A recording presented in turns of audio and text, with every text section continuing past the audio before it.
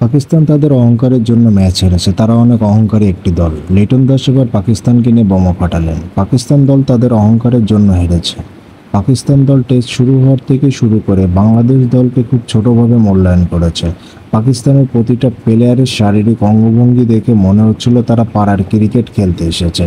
বাংলাদেশ দলকে কোনোভাবেই মূল্যায়ন করতে চায় না এই পাকিস্তান দল।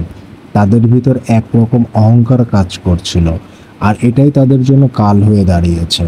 তাদের অহংকারের পতন হয়েছে। বাংলাদেশ যে আগের মতো নাই সেটা পাকিস্তানকে খুব ভালোভাবে বোঝাতে সক্ষম হয়েছে, বললেন লিটন কুমার দাস। পাকিস্তান দল তাদের পূর্ণ শক্তি নিয়ে টেস্ট খেলা শুরু করেছিল, যার কারণে তারা ভেবেছিল বাংলাদেশের সাথে আমরা হেসে খেলে জিতে যাব।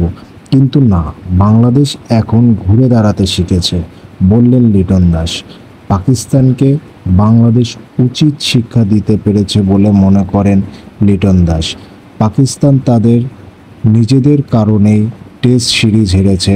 বাংলাদেশকে মূল্যায়ন করা উচিত ছিল তাদের।